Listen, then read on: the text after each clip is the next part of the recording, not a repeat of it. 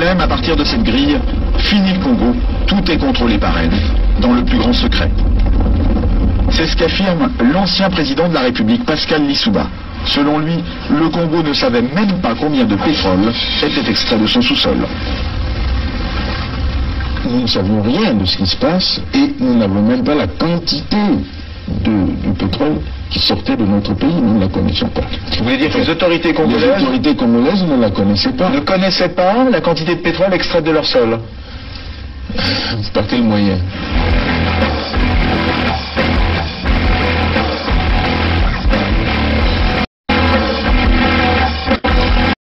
Une seconde chose, c'est qu'une grande partie de l'argent qui est dans notre porte-monnaie vient précisément de l'exploitation depuis des siècles de l'Afrique, pas uniquement, mais beaucoup viennent de l'exploitation de l'Afrique.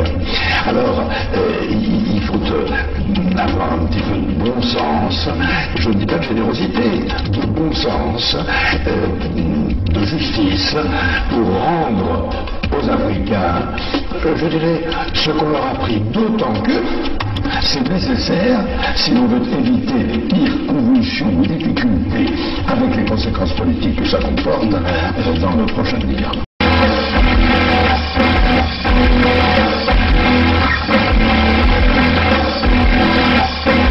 Et un pétrolier de 100 000 tonnes, cela représente près de 100 millions de francs qui échappent aux caisses du pays. On appelle ça une cargaison fantôme. Interrogé sur la question, Loïc Lefeuc-Préjean ne dément pas qu'il y en ait eu. Il y a des cargaisons qui sont produites et qui n'ont jamais été officiellement. Voilà. Alors, c'est des choses qui sont arrivées, bien sûr, dans le passé.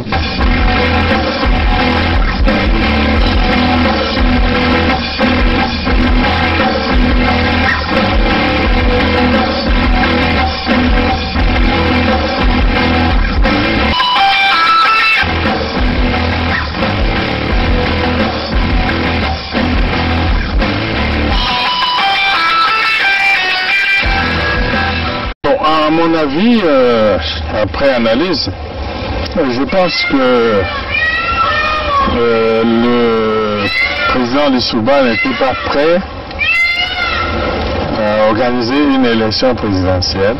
Je crois qu'il cherchait l'application d'un article de la Constitution qui disait que si pendant la campagne électorale l'un des candidats venait à mourir, le président de la République était autorisé à proroger son mandat et à renvoyer l'élection à plus tard. Je crois qu'il cherchait, à mon avis, cet incident-là pour que l'élection n'ait pas lieu. Parce que moi, je pense qu'il n'était pas sûr de la gagner. L'objectif, c'était Denis Sassou Nguesso. Neutraliser Denis Sassou Nguesso. Oui, neutraliser Denis Sassou Nguesso pour que l'élection n'ait pas lieu. Mes chers compatriotes, je suis en difficulté. Je me bats contre la mort, mais cependant, je vous demande de vous lever pour le changement. Je ne serai pas battu pour rien. Battez-vous. Je ne serai pas battu pour rien. Levez-vous.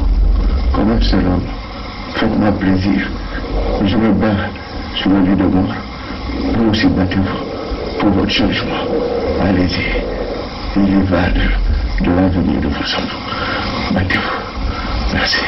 On ne pouvait pas s'allier avec Lissouba pour que nos amis de Luanda se croisent les bras. Donc nous avons obtenu un appui matériel de Luanda qui nous a permis d'aller vers la fin de la guerre. Mais je dois dire que cet appui, nous l'avons obtenu début octobre 97, mais la guerre avait commencé le 5 juin 97. Et les armes venaient d'où alors? Comment elles étaient acheminées? Il y a les airs, il y a les mers, il y a les routes. Pour partir de Luanda au Congo, je crois qu'on n'a pas besoin d'un miracle, non? C'est un grand État qui a des avions, qui a des bateaux, comment puis-je vous dire? Par quel chemin seraient passées ces armes pour arriver? Ben, ils sont arrivés. Donc nous avons obtenu un appui matériel de Luanda qui nous a permis d'aller vers la fin de la guerre. Et les armes venaient d'où alors? Comment elles étaient acheminées? Ah, ça, il y a les airs, il y a les mers, il y a les routes. Pour partir de Luanda au Congo, je crois qu'on n'a pas besoin d'un miracle, non? C'est un grand État qui a des avions, qui a des bateaux, comment puis-je vous dire? Par quel chemin seraient passées ces armes pour arriver? Mais ils sont arrivés. Donc nous avons obtenu un appui matériel de Luanda qui nous a permis d'aller vers la fin de la guerre. Et les armes venaient d'où alors? Comment elles étaient acheminées? Ah, ça, il y a les airs, il y a les mers, il y a les routes. Pour partir de Luanda au Congo, je crois qu'on n'a pas besoin d'un miracle, non? C'est un grand État qui a des avions, qui a des bateaux, comment puis-je vous dire? Par quel chemin seraient passées ces armes pour arriver? Mais ils sont arrivés.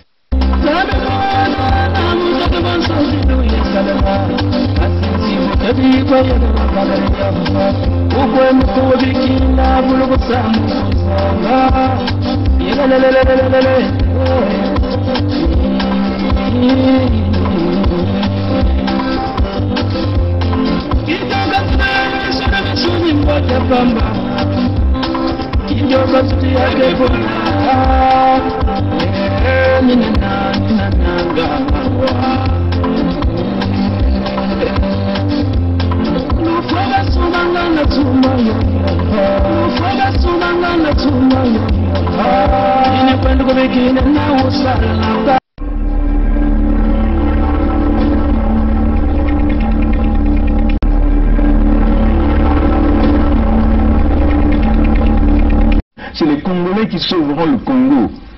Ce n'est pas la communauté internationale. N'y comptez pas. C'est les Congolais qui sauveront le Congo. Ce n'est pas la communauté internationale. N'y comptez pas.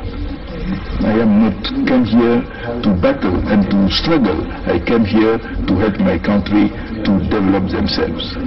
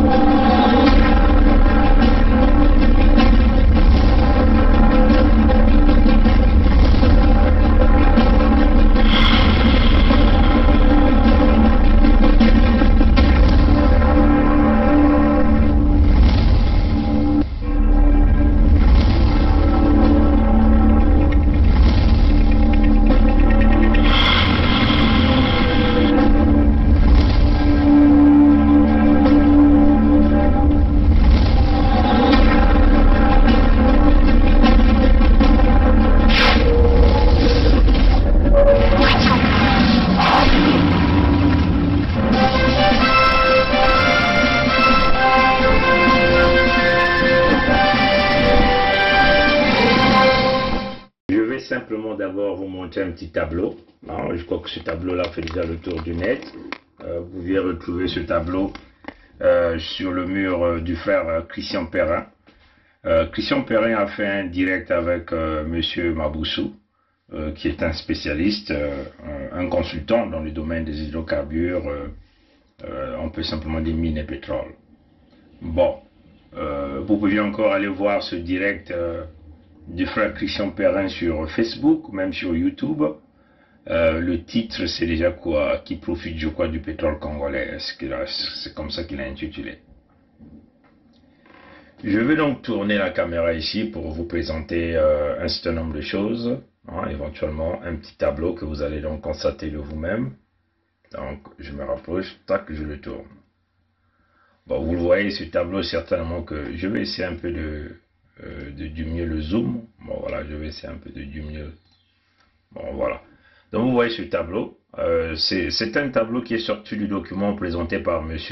Maboussou lors de son intervention, par rapport à son interview avec le frère Christian Perrin.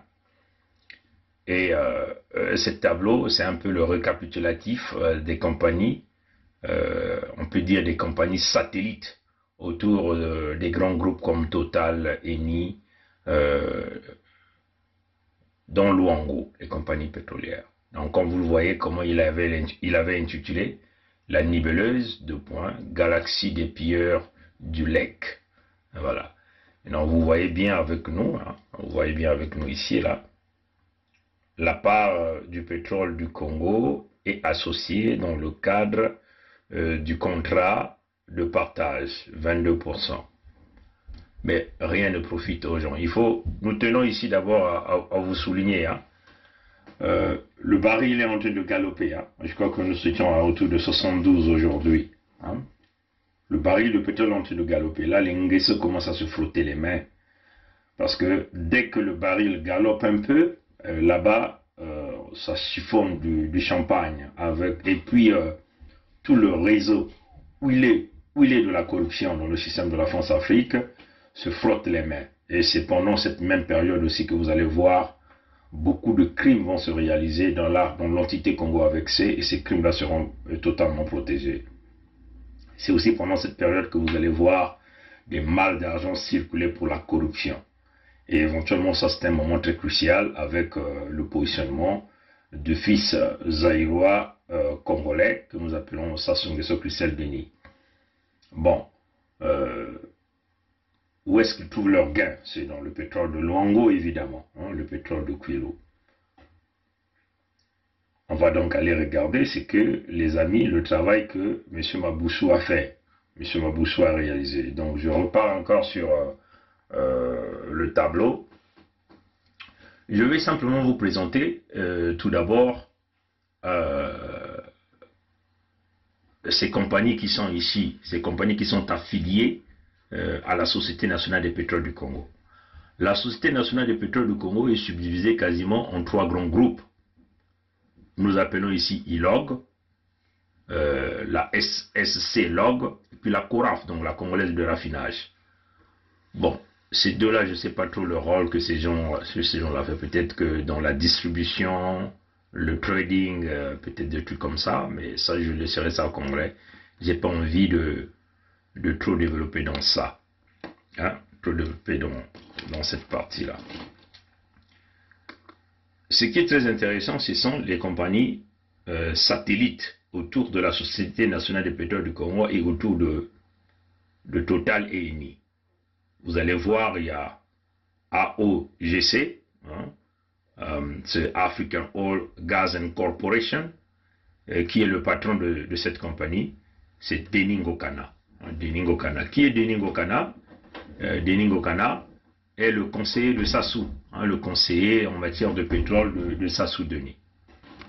Nous étions sur les compagnies satellitaires autour de grands groupes pétroliers au Congo, autour même de la Société nationale de pétrole du Congo, qui est une compagnie d'État. Donc éventuellement l'entité Congo avec C a donné la responsabilité de gérer sa part de pétrole, que nous appelons la Société nationale de pétrole du Congo. Et la Société nationale de pétrole du Congo est divisée en 3 grands groupes. Ici, éventuellement, vous avez la Congolaise de raffinage, qui est censée vous produire en matière de pétrole, enfin de produits raffinés, éventuellement le gaz, le pétrole lampant, le mazout, le gasoil, le kérosène et tout ça. Mais comme vous le savez avec nous, vous n'avez absolument rien obtenu. Vous n'avez pas toujours le carburant, c'est-à-dire que la disponibilité, la possibilité même de la distribution même de ces produits finis, vous n'avez pas cette possibilité d'acquérir ces produits. Donc c'est un échec généralisé. Souvenez-vous que Sassou Nguesso Christelle Denis, ce fils de Sassou, qui est de mère Balouba, donc de la République démocratique du Congo, et de père Sassou, dont les origines sont douteuses. Sassou est arrivé au Congo, il avait entre 6 ans et 8 ans, il est arrivé en 1943, il est arrivé là à l'entité Congo avec ses par le port de Pointe-Noire, donc par bateau en provenance de l'Afrique de l'Ouest. On ne sait pas trop si c'est le Bénin, si c'est la Côte d'Ivoire, on ne sait pas trop. Bon, il a été emmené au nord du Congo, là on l'a donné chez la femme Bossi Mouebara, qu'il avait donc adopté. Voilà là où est partie la frustration de l'homme, parce que déjà il ne connaît pas ses parents biologiques.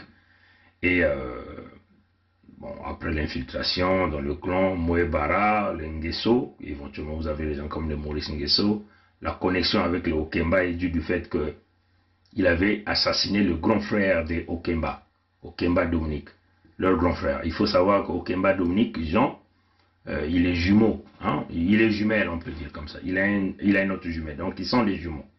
Il avait assassiné leur grand frère. Parce qu'ils étaient partis à la pêche, il était incapable de pouvoir pêcher des poissons apparemment. Leur grand frère se moquait de lui et donc Sassou a donc décidé, avec sa sagaie, il a massacré l'autre. Et c'est là où Poro avait donc décidé de faire coller Okemba Dominique Jean à Sassou Nguesso parce qu'il dit: tu as tué mon fils, je ne pourrai jamais laisser. Désormais, tu vas donc s'occuper de Okemba Dominique Jean et son frère. Son frère, c'est quoi? Son frère jumelle, hein, travaillait à Hydro-Congo à l'époque. Bon, maintenant, là, nous ne savons pas. Le frère jumelle de Okemba Dominique Jean. Donc, ça, c'est l'histoire. Donc, Sassou Nguesso, c'est un Sassou Denis Mathurin. Parce que son vrai nom, c'est Sassou Denis Mathurin qu'il a changé. Il a ajouté Nguesso. Hein, ce n'est qu'après, je crois, Dolizy, hein, après Dolizy. Après qu'il a eu à faire ses études d'instituteur de l'école primaire, là à Dolizy, qu'il a eu à ajouter Mathurin. Donc c'est quelqu'un qui a toujours vécu dans le faux et usage du faux. Si vous voyez même dans son passeport, il n'y a que l'année. On vous donne ni le jour, ainsi de suite. Alors que dans les années 43, on pouvait déjà connaître le mois, le jour de naissance d'un individu, là même dans l'entité Congo avec C, qui appartient bien sûr à la France, parce que le Congo avec C jusqu'à aujourd'hui est toujours connecté à la France par la constitution de la 5e République de 1958. Déjà, nous avons déjà eu à parler de ça 1 million de fois, et nous avons aussi eu à présenter de la documentation pour prouver nos propos. Donc, on repart à la Société nationale de pétrole du Congo. La Société nationale de pétrole du Congo, donc la SNPC, a été gérée par Sassou Nguesso Christelle Denis. Il y avait aussi une filiale de la Société nationale de pétrole du Congo qu'on appelait la Côte-Trade qui avait été fermée due aux malversations financières réalisées par ce même Sassou Nguesso Christelle Denis. Et cette filiale était divisée en deux. Et donc, il y avait d'abord la Côte-Trade qui était donc logée ou basée à Londres, et puis la Côte-Trade Limited qui était basée à Singapour et Hong Kong. C'est là où il a fait toutes les magouilles nécessaires pour piller et siphonner les fonds du pétrole du Kwilu. Après la Côte-Trade, on l'a ramené à la Société nationale de pétrole du Congo. Donc la vente, la distribution, tout ça c'était à sa charge. Donc il avait aussi la responsabilité de la CORAF. Plus de 17 ans qu'il a passé là-dessus. Hein? Donc les ressources de l'entité Congo avec C, la première ressource qui génère les revenus à 90%, c'est ce fils de Sassou que nous appelons Sassou Nguesso Christelle Denis qui l'a géré. Et nous connaissons l'état dans lequel il a mis l'entité Congo avec ses banqueroutes économiques, pillages, les Panama Papers, tout ça a démontré, des achats des maisons. Il a planqué les fonds de l'entité Congo avec ses partout. Et éventuellement la République démocratique du Congo aujourd'hui demeure leur plateforme tournante, là où ils ont beaucoup investi. Il faut aussi voir le Gabon, il faut aussi voir l'Afrique de l'Ouest, Dubaï, et même aux États-Unis, Canada, partout, ils ont beaucoup investi avec les fonds volés. Voilà l'individu que nombreux, au sein de cette diaspora ou de cette jeunesse, veulent vouloir pousser comme étant, entre guillemets, président de l'entité Congo avec C. Donc la première ressource, la première source des revenus pour l'entité Congo avec C, Il a très mal géré, mauvais gestionnaire, voleur, il a démontré ses limites, c'est connu de tout le monde. S'il n'a pas pu gérer la source des revenus, vous pouvez comprendre que c'est le chaos généralisé si vous le mettez là. Car je suis en charge donc des activités à base pétrolière au sein de la Société nationale des pétroles du Congo, qui s'occupe essentiellement des hydrocarbures, qui sont à 80 ou 90% constitutifs des recettes donc, de notre pays, le Congo. Je suis également administrateur général donc, de la Congolaise de raffinage, qui s'occupe du raffinage du pétrole congolais. Car je suis en charge donc des activités à base pétrolière au sein de la Société nationale des pétroles du Congo, qui s'occupe essentiellement des hydrocarbures, qui sont à 80 ou 90% constitutifs des recettes donc, de notre pays, le Congo. Je suis également administrateur général donc, de la Congolaise de raffinage, qui s'occupe du raffinage du pétrole congolais. Je vais essayer d'aller un peu plus vite. Donc, on vous parle des entreprises pétrolières autour de la Société nationale de pétrole du Congo et autour des grandes compagnies comme Total et Eni. C'est ce que nous appelons les compagnies satellitaires. Toutes ces compagnies-là appartiennent au Nguesso. En partant de Afrique Oil Gas Corporation, qui appartient donc à Denis Ngokana. Denis Ngokana qui est le conseiller spécifique en matière d'énergie de Sassou Denis. Grand conflit d'intérêts. Ces choses-là ne peuvent pas se réaliser dans un État réel. Comme le Congo-Brazzaville est un État mort-né, voilà pourquoi nous avons ce genre de choses. Le conflit d'intérêts est là. Petro-Congo, c'est aussi, ça appartient aussi au Nguesso. Presto appartient aussi au Nguesso. Petro-Kwilu appartient à Antoinette Thibota, donc la femme de Sassou. Elmela appartient au Nguesso. Continent appartient à Yaya Moussa et José Vega. Qui est Yaya Moussa? On va vous le dire tout rapidement. Souvenez-vous que l'entité Congo avec C avait eu ce qu'on appelle un financial bailout, c'est-à-dire un appui financier du Fonds monétaire international. À cette époque, c'est Strauss-Kahn Dominique qui était le patron du Fonds monétaire international. En France, qui était présent, c'était Sarkozy Nicolas. Donc il y a eu des combines de magouilles extraordinaires. Bien sûr, il faut encore tenir compte qu'à cette période, il y avait des surplus budgétaires, hein, parce que les Nguesso nous disaient qu'ils arrivaient jusqu'à 7 000 milliards hein, de budget de l'État à cette période. Donc nous étions quasiment pendant la période de boom pétrolier. Comprenez ça, chers amis. Et le baril de pétrole variait entre 100 et 110 dollars le baril, dollars américains le baril. Donc au niveau où l'entité Congo a eu des performances très élevées, beaucoup de recettes et de revenus en ce qui concerne le pétrole de Kwilu, le pétrole de Luango, comprenez ça, c'est-à-dire que ce qui n'est pas le pétrole Moshi, Nguesso a bénéficié d'un comment dire, bailout, financial break de la part du Fonds monétaire international. Et tout le système mafieux que vous connaissez dans le club de Paris, club de Londres, la Banque mondiale, tous ces gens-là ont travaillé avec des corrompus, des mafieux comme de Sarkozy, Nicolas et Strauss-Kahn Dominique. Ils ont donc placifié le Congo de Sassou dans le statut PPTE. Souvenez-vous, Sassou Nguesso est venu vous dire que les bienfaits vont se jaillir au niveau du peuple. Mettre de l'ordre dans la gouvernance et la gestion. Et je suis sûr que les bienfaits vont rejaillir sur le peuple. Et pour atteindre cet objectif, nous avons accepté d'engager de sérieuses réformes dans le pays. La gouvernance, la gestion sérieuse de manière générale, la lutte contre la corruption. La presse a également suscité la réaction du chef de l'État à propos de l'accession du Congo à l'initiative au point d'achèvement de l'initiative PPTE. Et le président de la République pense qu'il faut se garder de tout triomphalisme. Suivez. C'est un événement important. Le fait qu'on ait atteint ce point d'achèvement et qu'on ait ainsi obtenu l'allègement du poids de la dette, C'est cela la question, l'allègement du poids de la dette. Et pour atteindre cet objectif, nous avons accepté d'engager de sérieuses réformes dans le pays. La gouvernance, la gestion sérieuse de manière générale, la lutte contre la corruption, etc. Ce sont des engagements que nous avons pris et que nous devions honorer. Nous devions continuer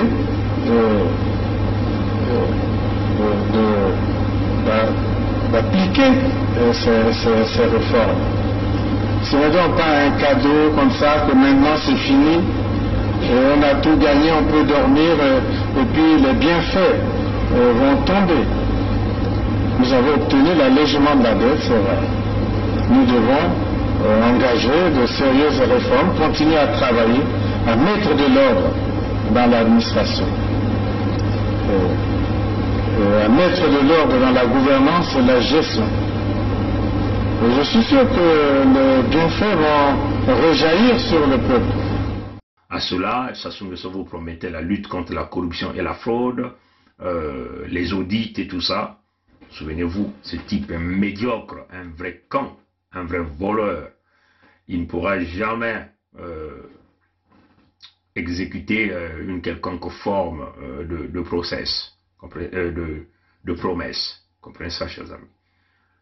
Il a bénéficié, la dette de l'entité Congo avait été réduite quasiment à plus de 60% avec l'effacement de la dette par le Club de Paris, le Club de Londres, le FMI. Comprenez ça, chers amis. Donc, en réalité, cet argent a permis aux Moshi et leur système, le système de la France-Afrique, à empocher de l'argent. Donc, voilà, beaucoup d'argent. Mais rien ne se fait ressentir au niveau des peuples. Vous comprenez ça, chers amis? Et ce qui s'est passé pendant cette période. Donc, vous le comprenez avec Continent. Et puis, pendant cette période, il n'y avait pas que Strauss-Kahn Dominique qui était au Fonds monétaire international. Il y avait aussi Yaya Moussa qui était le représentant, je crois, du FMI au Congo. Il était le représentant du FMI au Congo. Bon, c'est tout ce monde-là qui ont travaillé c'est tout ce monde qui a travaillé dans ce projet de pouvoir financially bail out Sassou Nguesso. Et à la fin, il a obtenu donc, comme on dit, sa part du gâteau. En lui donnant des puits de pétrole au Congo, il a créé donc une compagnie qu'on appelle Continent avec K. Bon, bien sûr, pour essayer d'effacer les traces, étant fonctionnaire du Fonds monétaire international, il avait d'abord placé son ami qu'on appelle José Vega. Qui est José Vega? José Vega, je crois que c'était un Brésilien portugais, hein, ça doit être comme ça.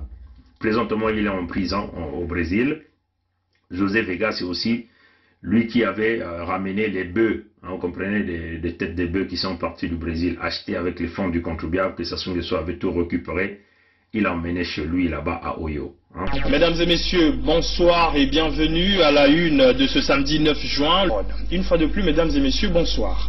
Nous avons souvent décrié la vie chère à Brazzaville avec plusieurs reportages de notre chaîne Télé Congo. Nous avons démontré par exemple que le kilo de viande fraîche est passé de 2500 francs à 4000 francs CFA. Alors la réponse ne s'est pas fait attendre. Cet après-midi, le président de la République Denis Sassou Nguesso a assisté au débarquement d'un échantillon de cheptel bovin à la gare PV. Ce sont précisément 1300 têtes venues du Brésil qui ont été reçues pour l'accroissement du cheptel national. C'est un reportage de Roger Souli. Après l'arrivée en mars dernier de 10 chevaux et une centaine de bœufs, la société brésilienne Asperbras, qui travaille en partenariat avec la Sodagri, vient d'acheminer 1300 têtes de bœufs au Congo, dont 300 sont arrivés samedi après-midi à la gare centrale de Brazzaville. Le président Denis Sassou Nguesso, qui à travers ce projet tient à développer l'élevage bovin en vue de lutter contre la dépendance alimentaire et en même temps faire du Congo un grand pays dans le domaine de l'élevage, a tenu personnellement assister au débarquement de l'échantillon acheminé sur Brazzaville via Brasilia et Pointe-Noire. Le convoi réceptionné par Denis Sassou Nguesso est composé de 3 espèces issues de la race brésilienne Nelore, tropicalisée et résistante à la mouche tsetse, dont la première espèce est destinée à la production de la viande de qualité, la deuxième produira le lait et ses dérivés, et la troisième sera utilisée pour le cloisonnement avec les espèces locales telles la ndama et la lagune, pour donner à terme des bêtes de 700 à 800 kg. Le Brésil, comme vous le savez, c'est un pays qui est extrêmement spécialisé dans l'élevage. D'ailleurs, on a fait le transport entre le Brésil et Pointe-Noire avec un grand succès. On n'a eu aucune perte. Il y a eu 63 qui sont nés. Et jusqu'à maintenant, on n'a eu aucune perte. On a beaucoup d'expérience sur cette matière. Et je suis sûr que l'opération se déroulera avec beaucoup de succès, avec l'aide du peuple et des gens congolais qui sont là pour nous aider. Soulignons que plusieurs cow-boys, des wagons de 30 tonnes et 13 camions aménagés en compartiments ont été nécessaires pour cette opération destinée à l'amélioration génétique des bovins au Congo en vue de faire consommer de la viande fraîche au prix abordable à l'ensemble des Congolais. On se souvient de ça. C'est aussi lui qui est dans tous les complots avec les Rondongo et Gilbert, ce Gonflumboshi qu'on a retrouvé avec des millions d'euros dans ces appartements-là au Portugal. Comprenez ça, chers amis. Donc, Continent, c'est en réalité la part du gâteau de Yaya Moussa dans le complot qu'ils ont réalisé en plaçant Sassou Nguesso et son entité Congo avec celle de la France dans le statut PPTE, et sa part du gâteau, c'est éventuellement d'avoir les puits de pétrole et les champs pétroliers au Congo. Bon, éventuellement, vous avez aussi Ifouré, ça aussi, ça appartient au Nguesso. Orion Oil, ça appartient à Ebata Lucien, ça aussi, celui-là aussi, c'est un Mboshi. Petroleum, ça appartient au Mboshi. Maintenant, vous avez aussi des traders qui jouent à ce que nous appelons le rouleau compresseur avec le Nguesso, Filia, Mercuria. Souvenez-vous aussi que Sassou Nguesso Christian Denis avait créé des compagnies écrans, hein? SCS Limited, Mercuria, hein? Ça aussi c'est aussi lui qui avait créé des compagnies écrans qui lui permettaient de transférer les fonds du Congo, enfin les fonds du pétrole de Luango, dans les comptes de la Société nationale, à partir des comptes de la Société nationale des pétroles du Congo, basés à la BZFI, hein? C'est là où il transférait des fonds. Donc il prend l'argent de la Société nationale des pétroles du Congo à partir de la BZFI, cette banque BZFI. Donc le patron de la BZFI au Congo est aussi complice, Dominique Okemba Dominique Jean, et le président du conseil d'administration de la BZFI. Donc comprenez déjà la magouille qui est là-bas. Et c'est là où il transférait de l'argent. Il avait créé 3 compagnies d'écran. Allez-y voir les vidéos que nous avons déjà eu à réaliser. Miami Gate numéro 1, Miami Gate numéro 2, Miami Gate numéro 1. Si vous allez sur YouTube, vous tapez Miami Gate numéro 1, hein, grand 1, Miami Gate numéro 2, vous allez avoir toute l'histoire. Hein, vous allez donc comprendre ce que nous avons dit là-bas. Donc, toutes ces compagnies appartiennent au Nguesso. Bon, là vous avez éventuellement, ça c'était les traders, avec le phénomène des rouleaux compresseurs, avec les Nguesso, c'est comme ça qu'ils s'est enrichi. Il y a Pepa de Etoka Wilfried. Il y a Congo Rep, qui est éventuellement aussi une compagnie écran là où les Nguesso sont impliqués. Et aussi il y a Perenco, qui est devenu un autre joueur dans cette magouille, dans cette niveleuse, dans cette galaxie des compagnies périphériques de la mafia au Congo. Il y a aussi Afrique Export, tout ça c'est appartient au Nguesso. Là, il y a GPL, toutes ces compagnies appartiennent au Nguesso. Sans oublier toutes les compagnies de services que vous connaissez. Là, vous êtes dans le domaine pétrolier. Il faut voir encore le domaine hôtelier, le gardiennage, la sécurité. Tout ça, ça appartient au Nguesso. C'est pour cette raison que ces gens-là se sont implantés dans le culot, qu'ils ne veulent jamais quitter Luango. Et c'est là où se trouve la bataille de Luango. Hein, parce que le pétrole est géré. Hein, la première source des recettes de l'entité Congo avec C est gérée par la famille, par le clan, par le réseau de la France-Afrique. Voilà pourquoi ils ont imposé la colonisation là même au sud. Et c'est là que se trouve notre bataille. C'est là que nous nous disons non, ça ne peut plus se passer comme ça. Comprenez ça? Maintenant, regardez la stratégie. Toutes ces compagnies-là sont autour de Total, sont autour de Eni. Eni, nous savons qu'il y a un procès qui est en cours à Milan, avec les Nguesso qui sont impliqués là-dedans. Je crois que Eni a été même condamné à un truc pareil. Eni est rentré dans des réseaux mafieux corrompus, des réseaux de corruption, là même dans notre Congo avec des Nguesso. Mais les informations que nous avons reçues, c'est que en 2024, Eni va définitivement quitter l'entité Congo avec C. En 2024, nous sommes en 2021, 2022, 2023, 2024, la compagnie italienne Eni va définitivement quitter l'entité Congo avec C. Eni, c'est les Italiens. Eni, c'est la compagnie du pétrole du Vatican. Le Vatican, c'est les catholiques. Ils opèrent à travers Eni. Sassou est allé donc chercher le support du Vatican par la compagnie Eni, par la magouille et la mafia par la compagnie Eni. Vous pouvez donc s'imaginer pourquoi Sassou Nguesso a tué un cardinal, là même au Congo-Brazzaville, dans l'entité Congo avec C, il a tué le cardinal Émile Biayenda. Il l'a enterré vivant avec ses rituels. Et le Vatican n'a jamais rien dit. Donc le pape n'a jamais rien dit. Vous comprenez donc par quel moyen le pape a donné son approbation pour que Sassou Nguesso puisse éliminer un cardinal, l'unique cardinal que l'entité Congo n'a jamais connu, qui est le cardinal Émile Biayenda. Paix à l'âme du cardinal Émile Biayenda. Nous demandons à l'âme du cardinal Émile Biayenda de venir nous aider dans cette lutte. Nous avons besoin de son esprit, nous avons besoin de toute sa force, de toute sa grandeur. Que Dieu créateur puisse nous aider à travers le cardinal Émile Biayenda, là où il se retrouve, pour qu'on continue de nous garder, de nous donner la force et l'énergie nécessaire pour sauvegarder et sauver les terres du Sud, les peuples du Sud, les richesses du Sud. Congo avec K.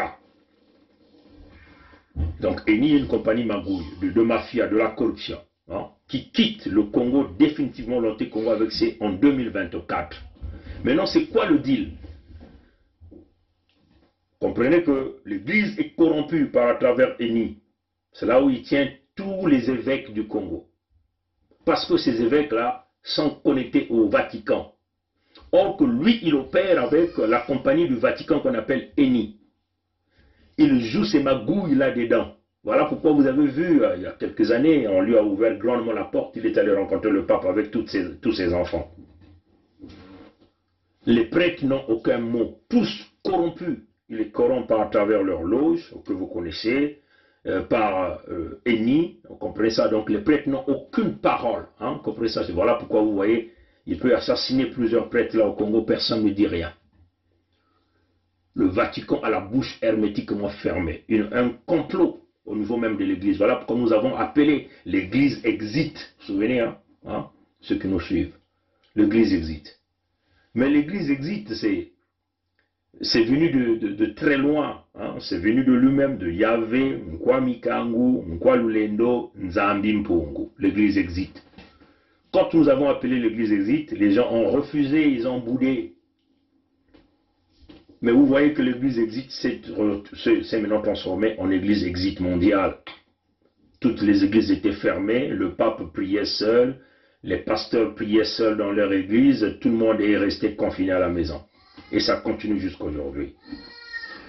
Donc, comme ça a été dit par les Noirs, par Pongi, par les rois Tikaya Zinga Ier, personne n'a écouté. Mais si c'était dit à travers des médias conventionnels que vous connaissez, là les gens devaient croire. Et nous sommes là dans l'église exit. Et c'est une réalité. La puissance financière de l'église est en train de baisser parce que les fidèles ne vont plus à l'église. C'est devenu l'église online où on demande aux gens d'utiliser leur carte de crédit pour donner les mabonza aux pasteurs, aux églises et ainsi de suite. L'église exit, souvenez-vous. On l'avait déjà annoncé, on l'a annoncé, on l'a annoncé. Comprenez ça, chers amis. Donc, c'est cela la réalité. Eni quitte l'entité Congo avec C en 2024. Mais qui va remplacer? Ce sont les Russes. Il s'avère que ces Russes-là sont déjà là. il gère un champ pétrolier qu'on appelle Marine 12. Et cette compagnie russe, c'est Lukoil. Lukoil. L-U-K-O-I-L. Hein? Peut-être que je suis en train de très mal prononcer. Lukoil. Mais souvenez-vous que l'Nguesso, le Moshi Sassou est allé rencontrer le président Poutine en 2019. Là où nous l'avons tous vu parler aux étudiants Moshi qui se retrouvent en Russie là-bas. Là où il disait vos parents là-bas au Congo, quand la fin du mois arrive, hein, je colle les bouts pour les payer.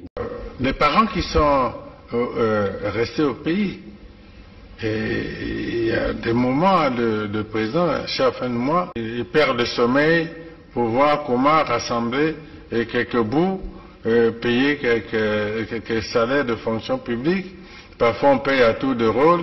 Il y a un premier noyau, puis un deuxième, puis un troisième, et puis bon, on constate les parents qui sont restés au pays. Et il y a des moments, le président, chaque fin de mois, il perd le sommeil pour voir comment rassembler quelques bouts, payer quelques salaires de fonction publique. Parfois on paye à tour de rôle. Il y a un premier noyau, puis un deuxième, puis un troisième, et puis bon, on constate les parents qui sont restés au pays. Et il y a des moments, le président, chaque fin de mois, il perd le sommeil pour voir comment rassembler quelques bouts, payer quelques salaires de fonction publique. Parfois on paye à tour de rôle. Il y a un premier noyau, puis un deuxième, puis un troisième, et puis bon, on constate... Voilà un malade mental, un déséquilibré, comment il peut raisonner, alors qu'il a pillé les fonds de l'entité Congo avec toutes ces compagnies écrans, autour des compagnies satellites, autour des grandes compagnies. Voilà ce qu'il disait aux étudiants. Souvenons que quand il est parti, il a emmené tous ses enfants, incluant ce voleur de Sassou Nguesso Christelle Denis. Il y avait même Omar Denis, son petit-fils du côté du Gabon, la voleuse Claudia, hein, tout le monde était là, vous comprenez ça, chers amis. Ils étaient tous contents, hein, les Russes ont beaucoup parlé sur ça. Il est allé négocier, la construction de l'oléoduc, donc du pipeline, du gazoduc qui devait partir de Luango, aussi l'oléoduc aussi. Hein. Donc, je crois qu'il devait construire deux pipelines, tout ça on peut appeler ça pipeline, prendre le pétrole de Luango, le gaz de Luango pour l'emmener vers les raffineries. Il devait construire au nord du Congo, chez lui à Oyo. À cette époque, le président Poutine a dit non, je ne donne pas et il faut payer de l'argent parce que tu nous dois déjà beaucoup d'argent. Hein. On a même fait des directs là-dedans. Souvenez-vous qu'il est allé prendre plusieurs fois des armes en Russie. Il n'avait jamais payé, il les a pris par crédit, il n'avait jamais remboursé. Donc le président Poutine lui a dit cette fois-ci il faut payer. Ils avaient aussi signé les accords de coopération militaire à cette époque parce qu'apparemment ils ne faisaient plus confiance avec la France, selon eux-mêmes, les Moshi, mais en réalité c'est un jeu. Donc, pour montrer la bonne volonté aux Russes, il introduisait donc les Russes au niveau de ce champ pétrolier qu'on appelle ici Marine 12. Hein, donc, Lukoil est là-dedans. Hein, il est là-dedans. Lukoil est là-dedans. Ils ont donc signé une alliance, une entente entre Eni et Lukoil. C'est l'entente qu'ils ont signée. C'est quoi l'entente? Lukoil va prendre les assets, donc les actifs de Eni dans l'entité Congo avec C, et en contrepartie, Lukoil va céder à Eni tous ces puits gaziers au niveau de Ouzbékistan. C'est ça le deal. Et ça va se compléter en 2024.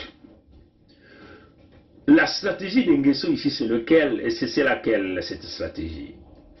Vous comprenez qu'il a barricadé du côté de l'église par la corruption avec Eni, donc ils connaissent déjà les rouages de la corruption, de la fraude, pour pouvoir continuer à dominer l'église, à faire asseoir l'église sous ses pieds, hein, à travers l'église, à travers le Vatican, à travers Eni. Eni fait rentrer les Russes. Donc là, Sassou va donc chercher, les Mossi vont donc aller chercher une protection militaire et économique à travers les Russes. Comprenez ça, chers amis? Les Russes étant une deuxième puissance militaire mondiale, les Russes donc vont rentrer dans ce grand projet, ils vont avoir les moyens, ils vont donc protéger les Mossi, l'avenir des Mossi, après Sassou. Et de surcroît, il avait déjà introduit le fameux fils chez Poutine, donc Poutine va soutenir donc ce fameux fils-là que vous appelez Sassou Nguesso Christian Denis. C'est ça leur stratégie. C'est comme ça qu'ils ont osé jouer les cartes. Comprenez ça, chers amis? Donc ils vont avoir une protection de Russes. De l'autre côté, il y a Total qui est là, donc la protection du palais de l'Élysée, déjà un marché conclu, où ils maîtrisent quasiment tout le système politique et économique du système de la France-Afrique, donc une protection à travers Total. Ils ont déjà une garantie de protection de ce pouvoir par le biais du palais de l'Élysée. Donc sur le côté de la France, ils ne s'inquiètent pas trop. Donc pour eux, ils se disent qu'ils ont taclé le Sud-Congo par ce chemin. Et là encore, ils vont chercher à tacler le Sud-Congo à travers l'entrée de Lukoil qui va récupérer tous les actifs de Eni. Ils vont donc tacler le Sud-Congo. Donc le Sud-Congo n'aura pas la possibilité ni de champ de manœuvre pour aller chercher les partenaires russes. Ça, c'est la stratégie des Mossi. C'est comme ça qu'ils sont en train de réfléchir. Donc il faut des gens au milieu de nous qui ont un cerveau très fort pour réfléchir une fois plus supérieur à eux, pour aller casser cette dynamique-là. Du côté de la Chine aussi, ils ont amené le Chinois. Les Chinois exploitent le pétrole du sol du côté de Bondy là-bas, donc dans le Mayombe. C'est un partenariat. L'exploitation des mines solides que les Chinois sont très impliqués là-dedans. Vous connaissez avec même l'affaire de Sunda. Au niveau de Kélé, par exemple, au nord de Mossi là-bas, au niveau de Moyonzi à Yamba, on a vu tous ces dégâts que les Chinois sont en train de faire, la coupe du bois, ainsi de suite. Donc, ils pensent qu'ils vont encore aller, ils ont déjà fermé la route avec des travaux, là encore c'est une autre niveleuse, d'une mafia avec des grands travaux avec Bouya Jean-Jacques, ainsi de suite. Comme vous le savez, on délie, hein, celui qu'il venait là de nommer au poste de leur ministère de Finances, ce qu'ils ont appelé Rigobert Ondeli. Rigobert Ondeli gère, il est le président du conseil d'administration de la banque chinoise qu'on appelle la BSCA, la BCR. Donc une banque, comment pouvez-vous expliquer une banque chinoise, comme vous connaissez les Chinois en matière d'argent, ils vont donc donner le conseil, la présidence de leur conseil d'administration à un Mossi. Vous comprenez ça? Donc c'était là une façon de barricader un autre champ de magouille et de la corruption avec les Mossi. Comment pouvez-vous expliquer qu'une banque chinoise, quand vous connaissez les Chinois, une banque chinoise, et on va donc mettre un conseil, le président du conseil d'administration comme un Mossi, celui que les Mossi même appellent leur super économiste, qu'on appelle Ondeli et Rigobert Roger. Vous comprenez ça, chers amis? Donc ces gens-là sont là, c'est pour le véritable mafia. Et vous devez aussi connaître qu'il y a aussi un autre Mossi qui fait partie de cette banque qu'on appelle Obambi Patrick. Donc, du côté de la Chine aussi, ils ont déjà préparé toutes les stratégies pour essayer de continuer la corruption avec des compagnies chinoises. Et c'est là où nous avons fait la vidéo en anglais, on a dit aux Chinois que attention, attention, les minerais du Sud-Congo ne sont pas bradés pour payer les dettes des Mossi. Donc si vous êtes là en train de faire vos magouilles, vous êtes déjà suffisamment informés et avertis. Ne venez pas un jour nous dire que vous n'étiez pas avertis. On a fait cette vidéo en anglais et nous avons basculé cette vidéo. Donc voilà la stratégie d'Nguesso. Tacler le Sud-Congo, donc tacler nous les descendants Congo au niveau de la Chine, tacler nous les descendants Congo au niveau de la Russie, tacler nous les descendants Sud-Congo au niveau des gens de Pompidou, donc des Français. Et pour garantir l'avenir des Mossi, garantir 50 ans de plus, donc 100 ans de misère et de colonisation au Sud-Congo. Voilà pourquoi il nous faut donc tous au Sud-Congo comprendre cette dynamique-là pour que nous nous levons tous et parlons tous d'une seule voix. Cette voix est laquelle? C'est la protection à l'immédiat des populations au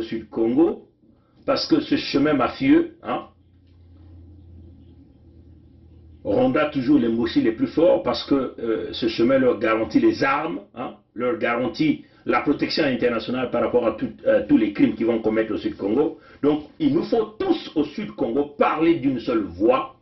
Comme vous le voyez sur toutes les richesses du Congo, 100% domination Mossi. Nous ne pouvons y accepter. Donc, nous devons parler d'une seule voix. La protection de tous les sudistes, la protection des terres du Sud, la protection des ressources naturelles du Sud. C'est ce chemin. Et nous sommes venus avec ce que nous avons appelé l'idéologie de l'unité du Sud, qui n'a exigé que 51% dans chaque département. Et nous avons largement dépassé ces 51%. Nous nous dirigeons vers la Fédération Sud-Congo. Souvenez-vous, notre changement de statut juridique ferait que toutes les dettes contractées par Sassou et tous ces contrats de bidon qu'il est en train de signer pour pouvoir continuer à maintenir son genou sur le cou des descendants du peuple Congo n'aura plus de sens et de valeur si nous changeons de statut juridique. Parce que ces dettes-là ont été contractées par les Mossi, donc les gens du Nord. Il n'y a aucune signature d'un fils du Sud là. Si nous ne nous dirigeons pas là-dedans, c'est-à-dire que si nous refusons, ce qui va se passer, c'est que ils vont vous couper les pattes partout, avec les Russes vont venir, ainsi de suite.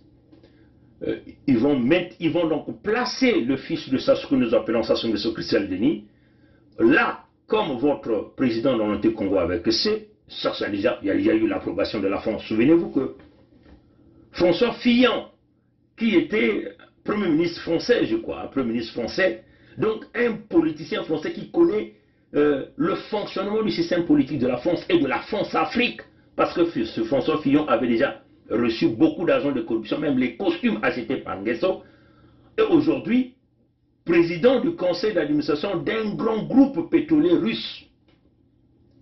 Est-ce que c'est une stratégie de la France ici pour aller coopter les Russes pour dire, bon écoutez, on ne peut pas compatir avec vous, c'est-à-dire qu'on ne peut pas jouer à une compétition avec vous, parce que vous êtes une grande puissance militaire, on peut simplement s'entendre pour se partager les richesses en Afrique, donc éventuellement les richesses du Congo, tout en maintenant et en garantissant aux Mossi leur présidence, en maintenant les dictatures, hein, en fermant les yeux sur les crimes, les atrocités, les violations graves des droits de l'homme, les abus graves des droits de l'homme, bref, tous les crimes économiques et financiers. Vous comprenez ça, chez eux?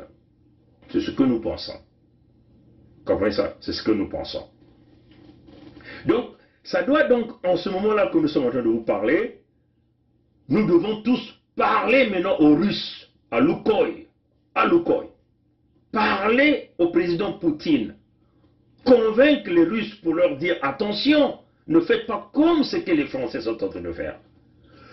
Nous ne disons pas non aux investissements russes au Sud-Congo, mais il est question ici de choisir les véritables partenaires. Ce n'est pas les Mossi.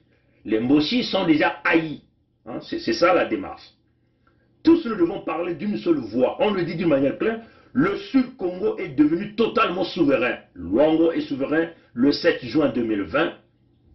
Le Poul au pays Nyampangala, la Bouenza, le Nyadi, l'Alekumu, toutes ces trois régions sont souveraines depuis le 21 mars 2021. Toutes les correspondances avec accusés de réception ont été envoyées auprès de Macron Emmanuel. Il n'y a jamais eu d'objection. Parce qu'ils savent que nous sommes dans le chemin de la liberté, parce que le chemin de la légitimité, de la légalité, et tous nous avons aboli les contrats ancestraux qui prenaient donc nos territoires et terres pour les annexer à l'entité Congo avec ce que les Mossi ont donné à leurs mercenaires Mossi, la même que les Français ont donné à leurs mercenaires Mossi. Vous comprenez ça? Pour installer la colonisation aux descendants du peuple Congo que nous sommes. Vous comprenez ça, chers amis? Donc, nous allons nous concentrer aujourd'hui avec les Russes pour dire non, nous ne refusons pas les investissements russes, mais vous avez choisi le mauvais partenaire qui a volé, qui a détruit, qui a tué. Et ces gens-là sont des mauvais gestionnaires. Le Sud-Congo n'acceptera plus qu'un quelconque investissement vienne là pour brader les ressources naturelles du Sud et pérenniser la suprématie Mossi au Sud-Congo. C'est là où doit être notre terrain de combat ces jours-ci, à partir d'aujourd'hui. Vous comprenez ça, chers amis? Donc il faut que ça rentre dans la tête de tout un chacun. Voilà pourquoi l'unité du Sud avait déjà inspiré pour préparer le peuple du Sud au plus grand danger.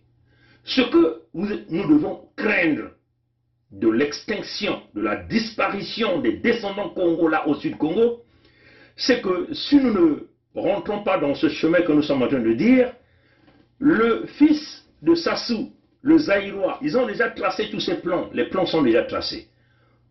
En le donnant le pouvoir, il va faire déplacer 6 millions de Zaïrois là au Sud Congo, chers amis.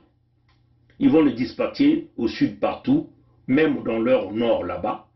Et vous comprenez bien qu'il serait totalement impossible, même par la voie électorale, avec toute la transparence nécessaire de pouvoir le battre. Parce que c'est lui qui les a fait venir.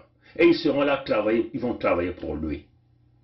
Et donc, avec des stratagèmes de troisième génocide, où on nous tue à petit feu, disparition dans les hôpitaux, mauvaises conditions de santé, manque d'emploi, ceux qui auront toujours des emplois, ils vont commencer à acheter nos terrains ou à nous chasser par des maladies, des empoisonnements, et nous allons disparaître au Sud Congo. Donc, nous sommes là en train de nous diriger vers une invasion généralisée de plus de 6 à 8 millions de citoyens de la République démocratique du Congo, donc des Zaïrois, là au Sud Congo.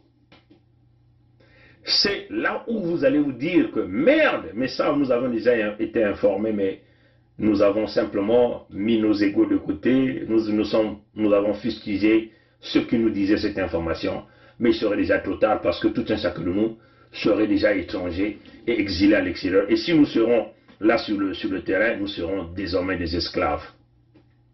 Voilà le danger qui nous guette. Donc, à l'heure où nous sommes en train de parler, actons vite à parler à Lukoil, à parler au président Poutine, dire aux Russes que nous ne sommes pas contre vous, mais c'est le partenariat que vous avez choisi, c'est le système mafieux que vous avez choisi, qui ne fait pas l'affaire des descendants du peuple Congo, nous qui sommes les ayants droit. Nous qui avons nos terres, nous qui avons nos richesses, nous ne pouvons accepter. Et donc nous allons aller aux classes. Comprenez ça, chers amis? Et encore, il faut qu'on le dise encore, il faut encore que nous allons le dire, rappeler aux Chinois, que les ressources naturelles du Sud-Congo ne sont pas à brader pour éponger les dettes d'Embossi.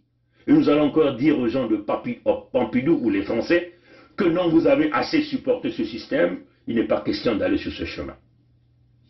Voilà là où nous nous sommes positionnés. Nous nous sommes positionnés là et nous allons aller sur ce chemin. Et avec toute l'énergie nécessaire. Maintenant, tout individu qui se lèvera pour s'attaquer à l'unité du Sud nous rencontrera sur son chemin. C'est cela. Parce qu'il s'agit de l'existence des descendants du peuple Congo. Vous comprenez bien qu'en vous présentant toute cette carte, tout à l'heure, cette niveleuse, la domination 100% Mossi,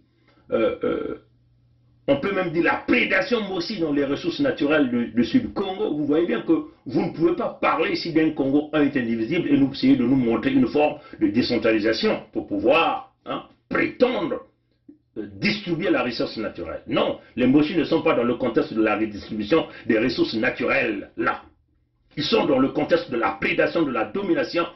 Ils sont dans le contexte de l'avenir des Mossi. Souvenez-vous, Nyangambola vous a dit, après Sassou, quel serait l'avenir des Mossi? L'avenir des Mossi aujourd'hui est centralisé sur la Russie avec l'arrivée de Lukoil, avec les gens de Pompidou, donc Total, avec l'église catholique, donc les Eni qui est là, avec les Chinois.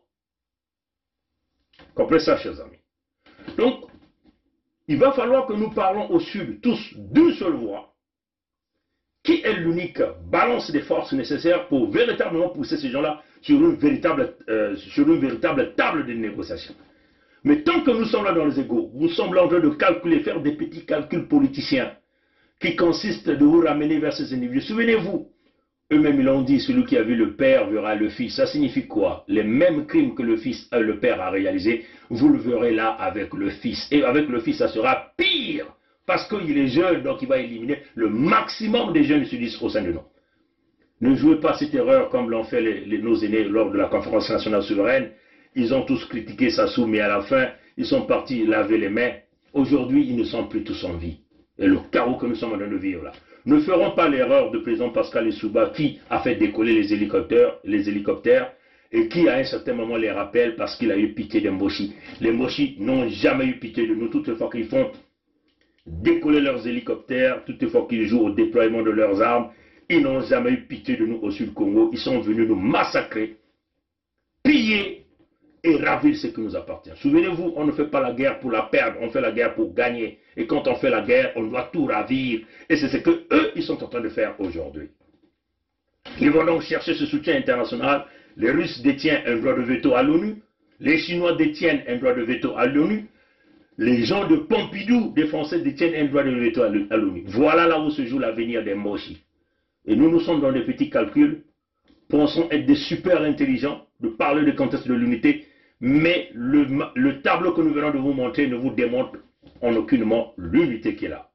Les petits sudistes qui sont là sont des pantins qu'on manipule, qu'on peut tuer à n'importe quel moment, et que c'est ce que Sassou Nguesso Christelle Denis fera à tous ceux qui vont faire cette erreur grave d'aller s'associer pour pouvoir le lever au rang de président de l'entité Congo avec C. Nous avons dit non, nous allons nous affronter s'il le faut. S'il faut tirer les coups de canon, nous allons tirer ces coups de canon. Mais souvenez-vous, si nous tirons les coups de canon, nous allons tirer les coups de canon pour gagner. Donc pour aller arracher le Nord et attacher le Nord au Sud Congo. Pour que ça soit une grande entité qu'on appelle la Fédération Sud Congo, y compris le Nord à l'intérieur. Voilà un peu sur le chemin que nous dirigeons. Maintenant vous comprenez que beaucoup de gens se sont levés du côté même de la diaspora de Paris, ce que nous avons intitulé ici les bébés noirs de la diaspora de Paris, qui veulent toujours nous prendre, personnellement moi Pongi, comme étant les boucs émissaires de ce qui se passe dans la diaspora. Parce qu'il est inimaginable que une sœur fait une vidéo dans toute sa liberté d'expression nécessaire et qu'un individu qui est en ligne au moment où on l'annonce cette information, ça signifie que cet individu n'a jamais même vu le contenu de la vidéo réalisée par cette sœur, mais cet individu pointe directement le doigt à Bernard Pongué. C'est inimaginable. Et puis vous devez comprendre que cette lutte-là, ce n'est pas des muscles. Ce n'est pas la bagarre dans cette lutte-là. C'est une lutte de ça, l'intelligence, des stratégies, des stratagèmes. Comprenez ça, chers amis. Et puis, il faut dire déjà à ces individus qui viennent menacer de mort Bernard Ponguy, qui viennent menacer de mort de Bernard Ponguy qui vient au Canada, vous êtes en train d'intimider des fourmis. Vous ne savez pas à qui vous avez affaire. Nous, on ne recule devant rien. Comprenez ça, chers amis. Et que vos petites intimidations ont certainement fait peur, à, comme on a dit, à des fourmis, à des cafards. Mais ça ne peut jamais nous ébranler, parce que vous êtes nuls. Vous croyez que même Bokilo que vous êtes allé taper, vous l'avez surpris, non, n'est-ce pas? Mais si on vous mettait face à face avec Bokilo, vous croyez que vous devez résister à ça? Vous croyez qu'en partant taper une pauvre femme qu'on appelle ici Sadio Morel Kanté, que vous êtes devenu le King Kong, même le King Kong a été capturé. Vous croyez que cette lutte-là, il s'agit d'aller brûler même les assets ou les actifs du Congo, par exemple l'ambassade, qui est un domaine de l'entité Congo avec C. Donc, c'est un actif parce que ça peut générer des revenus comme étant des fonds souverains de l'entité Congo avec C. Vous pensez que cette lutte, il s'agit de mettre des tenues militaires et d'aller chercher une pauvre femme dans les ruelles de Paris que nous appelons Théodorine Kolela pour chercher à la bastonner parce qu'elle veut vouloir enterrer son frère. Mais là, vous tapez à côté, mes très chers amis. En plus, ne nous mettez pas dans les mêmes pédales. Et puis, un peu de respect. Comprenez ça, chers amis. Parlez aux gens avec respect. Avec tous les messages que vous avez envoyés. Vous voyez, j'ai déjà la barbe blanche. Comprenez ça, chers amis. Alors, faites attention à vous, avec vos insultes. Ne pensez pas que vous êtes l'homme le plus fort, le plus musculeux. On peut le dire comme ça. King Kong a été vaincu, non? Non. Il a été vaincu, hein? Vous n'êtes pas le plus fort de la diaspora. Et cette lutte, ce n'est pas jouer au bébé noir. Jouer au bébé noir, c'est éventuellement jouer à ce petit jeu de Sassou que Sassou a toujours fait. Vous comprenez ça, chers amis? Donc, dites-moi un peu à ce petit gorille qui se met sur la place de Paris, qui se met à menacer des femmes, se met à menacer des hommes. Tu ne peux pas menacer Pongui. Tu comprends ça? Et à ton groupe, des gens qui sont sortis avec des cagoules, sortez-moi d'abord ce qui est dans votre tête par rapport à cette lutte-là. Comprenez ça, chers amis? Mais si vous voulez savoir de qui il s'agit, nous avons exposé le contenu de tout ce qu'il a dit sur notre chaîne YouTube et ça sera aussi sur Facebook, vous allez voir le contenu. Et en plus, nous on ne joue pas à ces petits jeux des coupures des vidéos inutiles pour s'attaquer aux individus. Ça c'est votre jeu parce que vous êtes des spécialistes sur ça. On vous a vu sur Nova de Paris. On vous a vu sur Noumazalaï aussi. Ça c'est pour votre petit jeu. Souvenez-vous, dans cette lutte, il y a ce qu'on appelle les cerveaux penseurs, il y a ce qu'on appelle les combattants, il y a ce qu'on appelle les résistants. À chacun de nous joue son rôle d'une manière convenable. Mais ne cherchez pas à vous chevaucher dans les rôles des uns et des autres. Nous sommes restés dans le cap qui est l'unité du Sud parce que c'est l'intérêt généralisé des peuples du Sud-Congo. Et ça n'a rien à voir avec moi.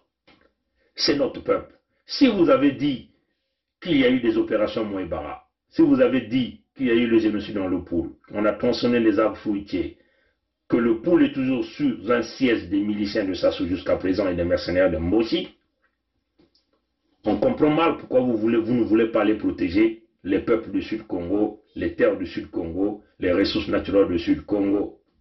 Vous voyez bien que nous, on raisonne, on donne des arguments pourquoi nous voulons le faire. Parce que nous voyons le danger venir de loin.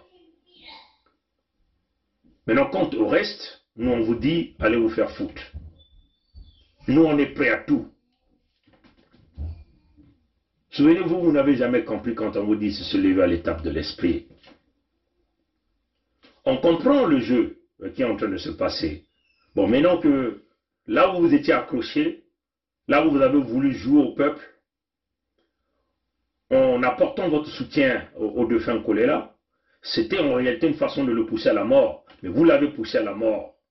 Comprenez ça, chers amis. Donc vous devez accepter votre part de responsabilité.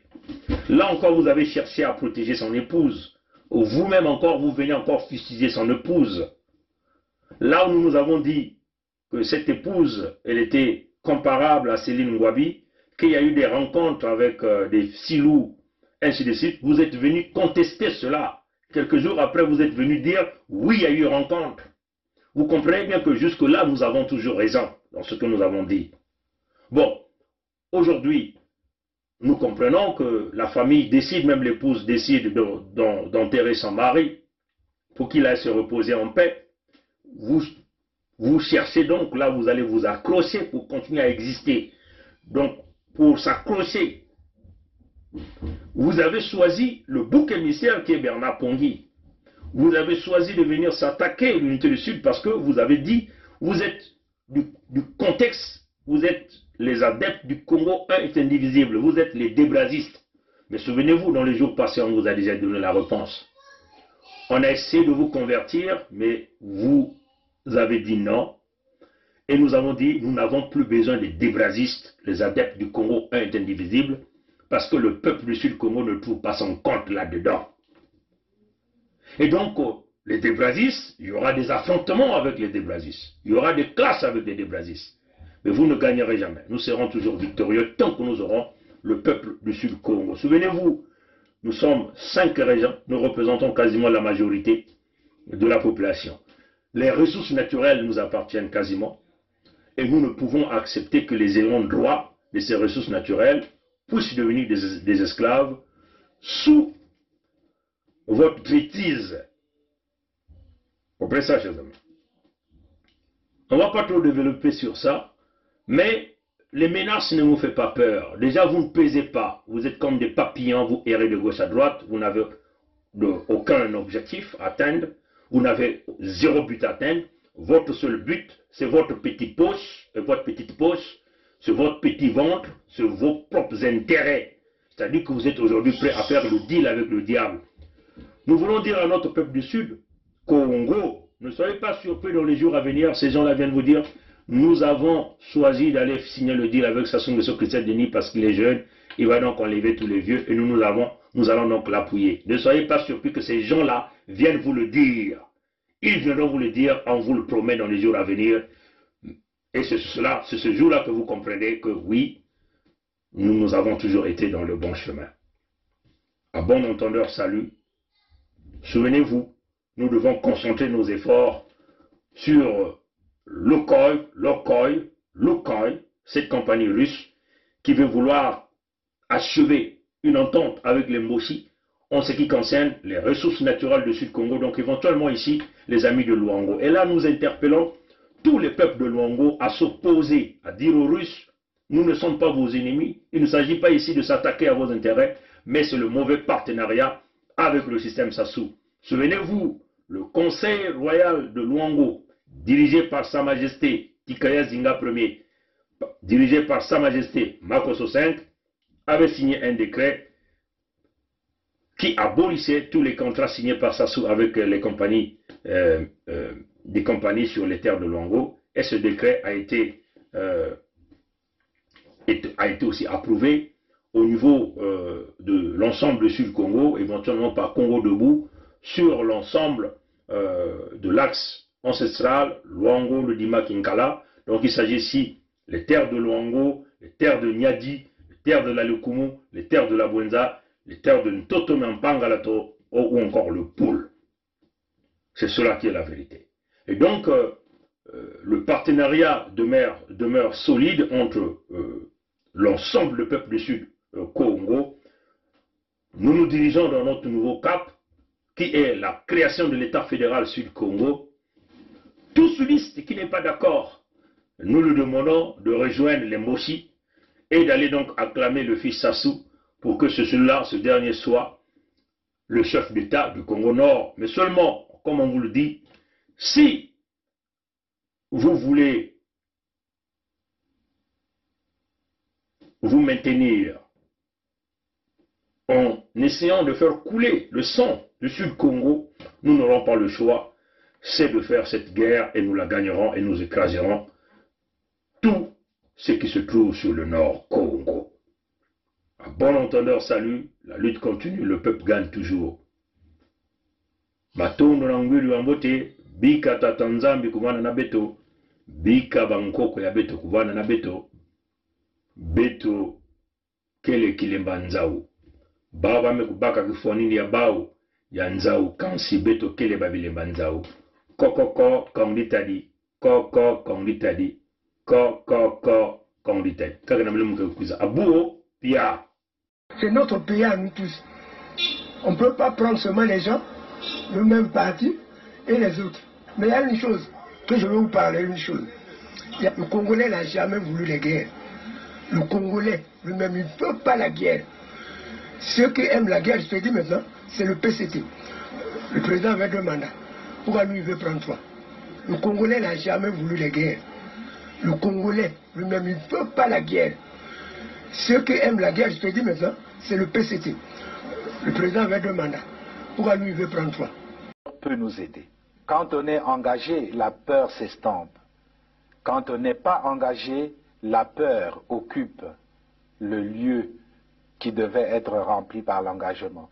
Je pense aux sportifs engagés, je pense aux militaires engagés, je pense aux femmes engagées dans leur ménage, engagées dans l'éducation de leurs enfants. Elles n'ont pas peur. Elles n'ont pas peur. Les engagés n'ont pas peur. Et si nous, Église aussi, nous étions engagés, nous n'aurions pas peur. Même sans être Saint Ignace qui désirait le martyre, nous serions audacieux pour dire aux politiciens, même aux politiciens de nos ethnies propres, que ceci n'est pas bon. Quitte à ramasser des gifles, quitte à être persécuté, mais on n'aurait pas peur. Je pense que la peur, c'est l'expression d'un vide d'un manque d'engagement et donc d'un manque d'amour. Parce que celui qui aime ne peut pas ne pas s'engager. Quand on aime Dieu, on s'engage. Quand on aime la nation, on s'engage. Quand on aime les autres, on s'engage. Quand on n'aime pas, pourquoi s'engager? Et je vous dis, aujourd'hui, je vous le dis, nous avons eu le général Dabira, moi et le colonel Bongo, qui était à la sécurité militaire. Nous avons eu à rendre compte au cours d'une réunion de commandement présidée par le président de la République de ce que des assassinats étaient commis et qu'il fallait prendre les mesures pour faire cesser cet état de choses.